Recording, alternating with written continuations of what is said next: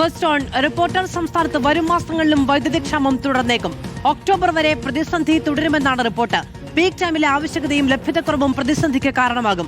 2027 ജനുവരി മുതൽ മാർച്ച് വരെയും പ്രതിസന്ധി ഉണ്ടായേക്കാമെന്ന് സെൻട്രൽ ഇലക്ട്രിസിറ്റി അതോറിറ്റിയുടെ ലോഡ് ജനറേഷൻ ബാലൻസ് റിപ്പോർട്ടിലുണ്ട്.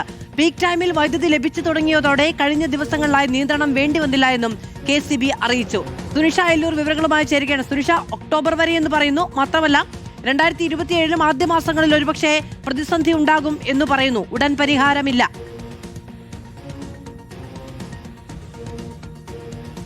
മധു, അങ്ങനെ വേണം ഈ റിപ്പോർട്ടിന്റെ അടിസ്ഥാനത്തിൽ മനസ്സിലാക്കാൻ എന്നുള്ളതാണ്. അതായത് ഒരു വർഷം സംസ്ഥാനത്ത് ആവശ്യമായ വൈദ്യുതി, ഒപ്പം തന്നെ ലഭ്യത, ഇതെല്ലാം മുൻകൂട്ടി പറയുന്നതാണ് ഈ LGBR റിപ്പോർട്ട് എന്ന് പറയുന്നത്. കേന്ദ്ര ഇലക്ട്രിസിറ്റി അതോറിറ്റിയുടെ റിപ്പോർട്ടിൽ പറയുന്നത് പ്രകാരം ഇനിയും കേരളത്തിൽ ഈ വൈദ്യുതി ക്ഷാമം തുടരുമെന്നുള്ളതാണ്. പ്രതിസന്ധിയുടെ പട്ടികയിൽ കേരളവും ഉണ്ട് എന്നുള്ളതാണ് ഏറ്റവും പ്രധാനപ്പെട്ട കാര്യം. കഴിഞ്ഞ 2 മാസമായി നമ്മൾ വലിയൊരു പ്രതിസന്ധിയിലൂടെയാണ് കടന്നുപോയിക്കൊണ്ടിരിക്കുന്നത്.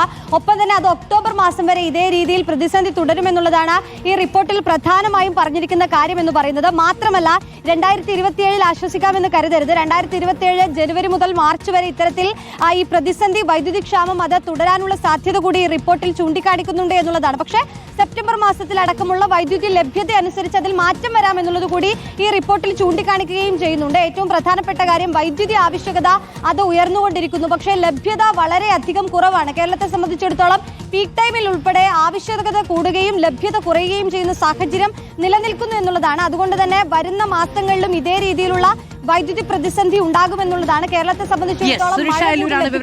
ഒക്ടോബർ വരെയും വൈദ്യുതി പ്രതിസന്ധി ഉണ്ടാകും.